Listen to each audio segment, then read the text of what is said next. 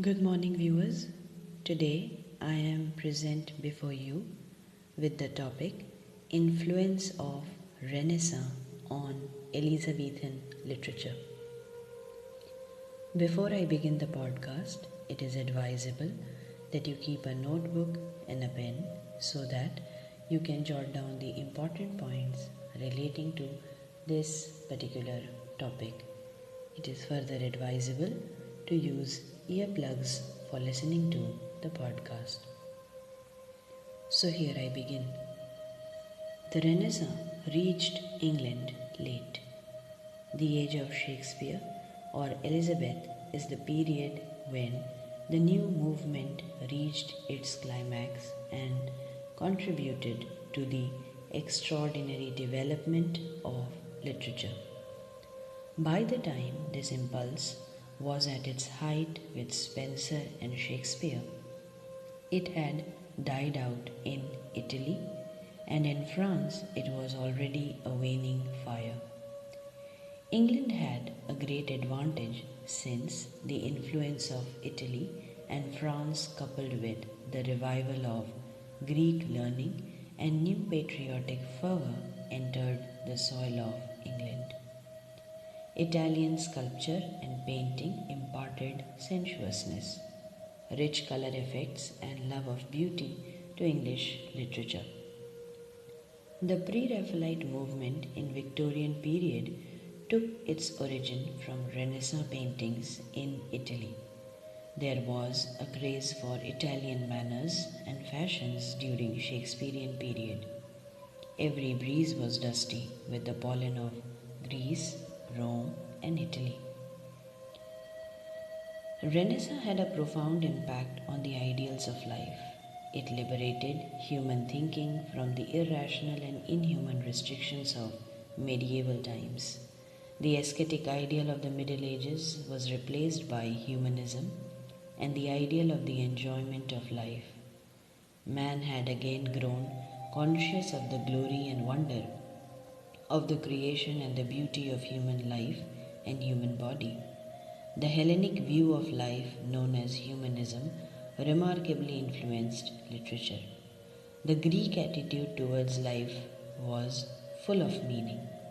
Through the works of Greek writers, Englishmen learned that life was to be enjoyed. Every single piece of life had a significance and value of its own, and that all was meant for human individual who was regarded as the crown of creation, and therefore he was regarded as the most significant unit of life on earth. The cramping influences of medievalism with its religious piety and asceticism became dead letters.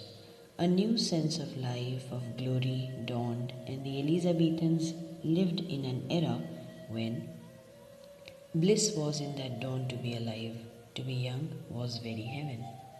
Humanism gave birth to individualism and worldliness. The ancient Hellenic view was centered on this present world rather than on some future one.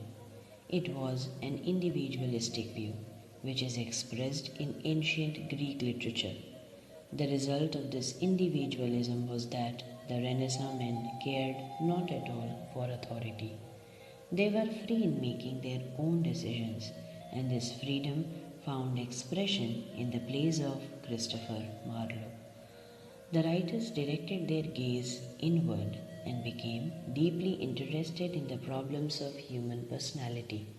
During the Elizabethan period, under the influence of humanism, the stress was laid on the qualities which distinguish human beings from one another and give an individuality and uniqueness to human personality.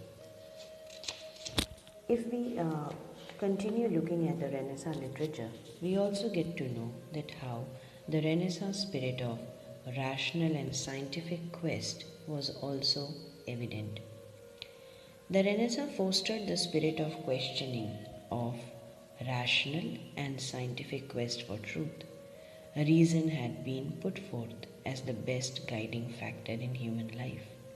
Reason, wedded to liberty and a sense of responsibility, flouted authority if it obstructed the free development of human personality.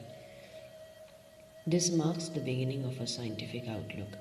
The realization of the characteristics of nature and the power of God were sought for through reason, make an appeal to the reason of man because the ideal of the other writers.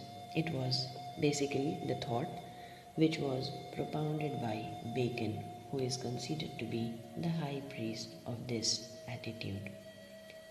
Hudson writes, while the Renaissance aroused the intellect and the aesthetic faculties, the Reformation awakened the spiritual nature. The same printing press which diffused the knowledge of the classics put the English Bible into the hands of the people, and the spread of an interest in religion was inevitably accompanied by a deepening of moral earnestness.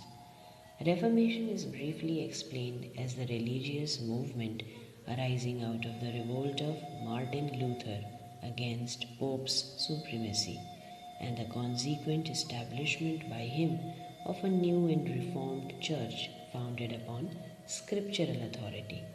The consequences produced by the conjunction of the Renaissance and the Reformation resulted in the growth of a new spirit of nationalism, repudiation of pan-European papal authority, the growth and development of national languages, and ultimately the growth and development of Puritanism.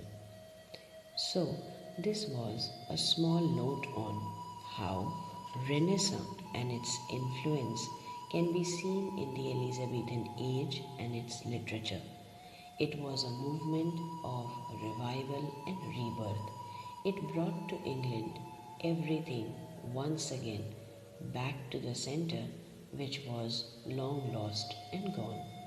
This is the reason that Elizabethan literature and age is considered to be the golden period of the entire history of English literature. I hope this podcast proved to be of help in helping you understand this age and literature in a better way. Please mention your questions and observations in the comment section below. Please do like, share and subscribe to the channel, and don't forget to click on the bell icon for latest update. Thank you for your valuable time. Here's wishing you a great day.